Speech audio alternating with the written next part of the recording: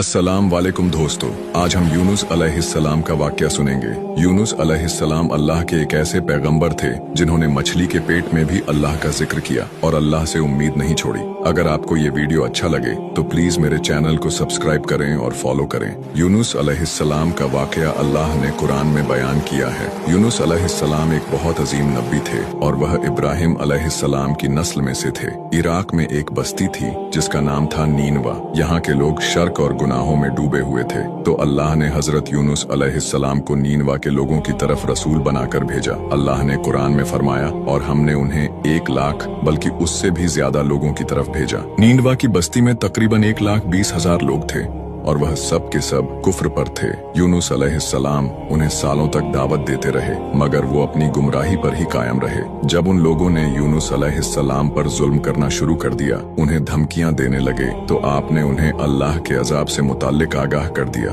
आपने फरमाया, फला दिन तुम पर अजाब नाजिल होगा। इसके बाद गुस्से की हालत में आप बस्ती से निकल गए। हालांकि अल्लाह ने आपको सिर्फ 7 दिन की मोहलत देने की इजाजत दी थी, जिसके बाद उन पर अजाब नाजिल होता, लेकिन यूनुस अलैहिस्सलाम को खुद बस्ती से निकल जाने की इजाजत नहीं दी थी। जब अल्लाह किसी को नबी बनाकर किसी जगह पर मुकर्रर करता है तो वह नबी उस जगह को नहीं छोड़ सकते जब तक अल्लाह की इजाजत ना हो। यही वजह है कि मोहम्मद सल्लल्लाहु अलैहि वसल्लम ने मक्का तब तक नहीं छोड़ा जब तक अल्लाह की इजाजत नहीं आ गई। अल्लाह की इजाजत के बाद ही उन्होंने मदीना की तरफ हिजरत करी। जब यूनुस अलैहिस्सलाम ने 7 दिन की मोहलत का ऐलान किया तो आप खुद गुस्से की हालत में बस्ती छोड़कर चले गए। सूरह अंबिया में अल्लाह ताला फरमाता है, मछली वाले को याद करो जब वह गुस्से में चला गया और समझा कि हम उसको पकड़ नहीं सकेंगे। जब यूनुस अलैहिस्सलाम अपनी कौम को छोड़कर चले गए, उसी दौरान अल्लाह ताला की तरफ से अजाब की अलामतें उस बस्ती पर जाहिर होने लगी। एक बड़ा सा काला बादल उनकी तरफ बढ़ने लगा। उस बादल में आग के शोले भी नजर आने लगे।